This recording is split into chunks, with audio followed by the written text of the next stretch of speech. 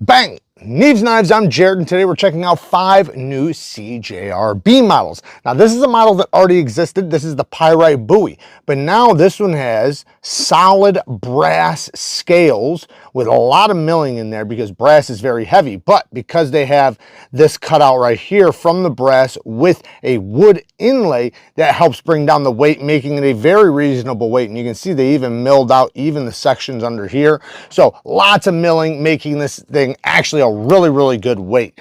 S90V satin blade.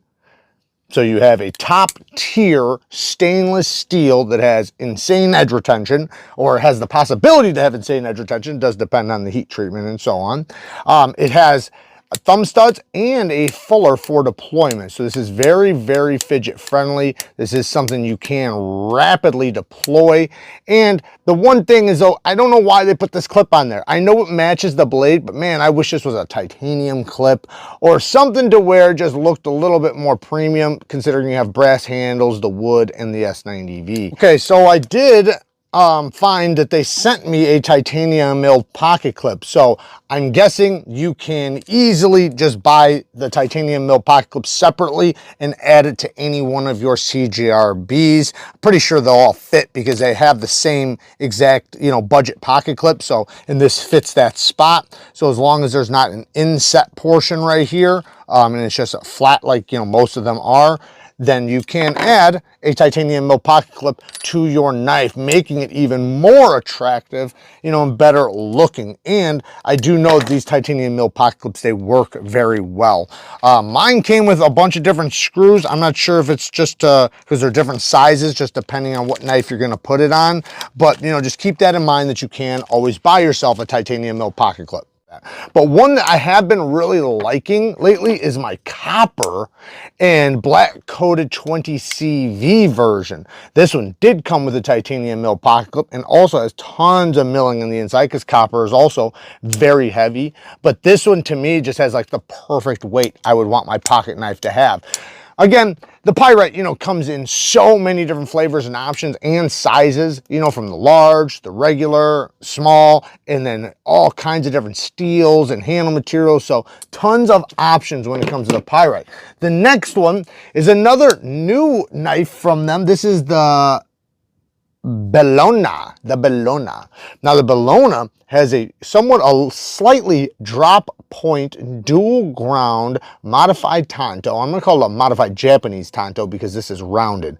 An American tanto is always straight. So it has 2 straight edges. This one is rounded up here. So I'm going to call it a modified Japanese tanto. Now it is a dual grind, so it's a hollow grind here and a flat grind up here. Blade steel's ARRPM 9 steel, G10 scales, deep carry clip that is reversible, TA hardware all the way around. Now, I do have one issue with this knife, and that is the whole deployment is just, it's not in a good position for me. Yes, obviously I can flick it. You can see I'm flicking it, no problem, right? But it's not just about it not being an issue with me flicking. It's just, it's not the most satisfying or comfortable flick because the hole is just so high and so tight to the scale that I feel awkward. I want it to be like right here, and that's where I can't flick it from, but I'm hitting the bottom of it and it just feels a little awkward. The thumb flick is not comfortable at all. You just like wedge your finger in and kind of push it out and then kind of flick the hole as it's popping out. But for the reverse flick, yeah, I wish there was better access or that there was just, it was moved down or something. Yeah. Just better access, basically. That's all it is. But it is a cool knife, but that is a big deal to me. Now, as far as cutting goes, very ergonomic, very slicey geometry. I think that this thing will cut like a beast. I do wish the plunge grind was done a little bit better, and we're going to bring up a model here in 1 second that is done extremely well. But I can tell you're going to get a sharpening or two before it really starts to smile, but it technically is already hitting the plunge grind. It's using a crossbar lock, which is a very strong locking system. So, and they have a very good lockup on this one. So it is a long knife. And the liners are in set without milling, which I'm actually happy about because it's so long, you don't want to get too much flex. This is very ergonomic. This is a cool knife, man. I wish it deployed better. Then we have the Shale. This is a new model with obviously some very colorful scales, and it does have full liner, so that's going to make it a lot stronger than maybe some other knives that have just only the little tiny liner right there. Solid lockup. Again, we got a nice strong crossbar lock. This one's thumb studs are very easy to flick. ARRPM 9 steel, deep carry clip that's reversible, lots of texturing on the handle. Under the clip, that's a little risky to put the this texture under the clip, and it is a tight clip. Let me just check it really quick. Yeah, it's okay, but yeah, it's gonna chew up your pockets a little bit. All you gotta do is just take a little piece of sandpaper and sand it down if it really bothers you. A lot of people don't care, but if you did, I know I probably would, but nice and slicey, beautiful, somewhat of like a slight clip point blade. It drops and it has a clip, so it has a little bit of a poon action right there too. Very ergonomic, great size. This is something that would fit right next to the Hogue Deca, the Benchmade Bug Out, the Drop Bear, things like that. And you know, to me, I actually like it quite a bit. The one thing is I'm not a big fan of the colors. Now, I can understand if my football team or something had these colors, or there was a reason why these colors were good to me, or maybe a fisherman. This would be good for a fisherman or an outdoorsman, because if you drop it, you can definitely see it. But my biggest complaint is just the choil again, man. They're not giving me any room to sharpen. Like, that doesn't even have any life to sharpen off it. Why not just give me a good sharpening choil so that I can sharpen it for a long time? Obviously, you can still sharpen it, but it just, you know, it's a little frustrating. Then we have the new one that I really want to talk about, the version. Is it the version or vision? Yeah, the version. Now, what I want to talk about this is the actual choil. Now, I know this is a finger choil, right? This is a finger choil, but this is exactly how sharpening choils should be. Exactly like this. No matter the size, it could be only this big. As long as it is shaped just like this, where the plunge grind, you can see right where the plunge grind starts and ends. This is rapid. This is kind of like how Spyderco does theirs. But all of this life you could sharpen off without ever hitting anything. So that means when you're sharpening it, you have nothing in the way right here that's going to hit your stone. When you talk about ones like this is going to hit right here. It's going to hit the stone. It's going to, you know, it's going to be aggravating. But with this one, it's perfect. But like I said, it doesn't even have to be this big. It could be literally really small. As long as it's shaped like that and is designed just like this, this is a perfect sharpening choil right here. Perfect sharpening choil as long as it's shaped like that. Now, let's talk about the knife. This is ARRPM 9 steel. We have aluminum scales with G10 inlays. And then we have multiple forms of deployment. You got the top flipper and the reverse flick. You can thumb flick it, and you can thumb roll it. You can button swing it. The reverse flick, pretty easy, pretty satisfying too. Has somewhat of a little bit of a ting sound. Love this blade shape. I'm going to call it a low tip drop point blade. And the finger choil is nice and large. So for a little compact 3-finger knife, you can choke up and make it a full 4-finger knife. This to me is a great little knife because you have so much control. Like, this is something I could use in so many different directions and ways. Lockup, nice solid lockup with that button lock. Love to see that. Love to hear that little tiny bit of stick too. That's always a good thing. You can see the lockup right there. Might be a little difficult to see. Detent is nice. Great detent on it for a button lock, or what acts as the detent. And yeah, that is only the opening stop pin, so it's not in the way. This is cool. This is very lightweight, by the way, guys. I mean, like, super lightweight. Blade steel being ARRPM 9 steel with very thin, slicey geometry. This isn't going to be something you're probably going to bear down on long term just because of the size.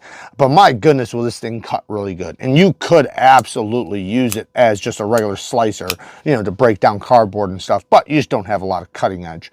All in all, I like this thing quite a bit. For a small knife, this is something that I could see a lot of people really enjoying. It's so lightweight. Seems like it'll be so easy to carry. The G10 is nice and grippy, but not too grippy for under the clip. Let me just try it really quick. Yeah, this one's good. This is good. This is really good. Perfect centering. Yeah, they knocked this one out of the park. This is, I'm The front flipper though, I will say the front flipper could have sharper jimping. Now, obviously I can do it just fine. As you can see, a little small for the side finger, but I can still do it.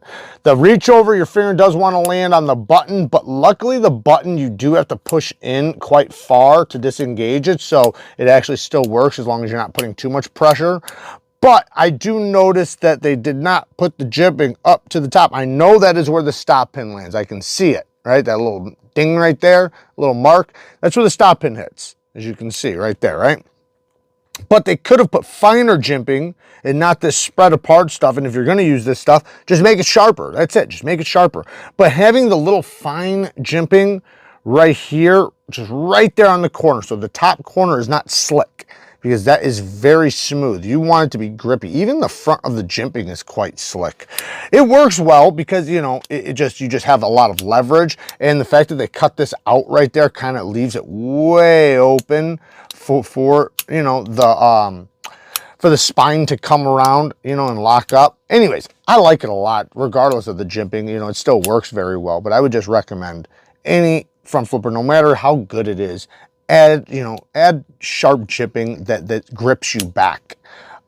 This one just happens to work out where it's just fine, but you know, some cases that can be a deal breaker to some extent if you really like the front flipper and you're planning on using it, because all in all, you don't have to use the front flipper. You could just use the reverse flip. Next is the Hectare. Now the Hectare, this is the sheep's foot version with a crossbar lock, AURORA PM9 steel, and we have kind of carbon fiber scales. So it's carbon fiber, a thin layer of carbon fiber over the top of G10, but then they put carbon fiber on the inside too. So they have a thin layer on the inside and the outside of the sheet that they milled out for this knife. I personally would just prefer, just give me solid G10 or solid carbon fiber, pick one. I don't want the mixture. You know, it just, to me, it just looks cheap. A lot of cheaper knives are doing it. However, this is a very affordable knife, so I think it's just fine. Very lightweight. The size of this knife is perfect. This is literally like a perfect knife for most people. If you're looking for an affordable knife that's going to be, you know, perfect as far as what you're going to use a knife for, not too big, not too small, as long as, you know, you can carry it, you know, as long as the blade length is okay for where you live.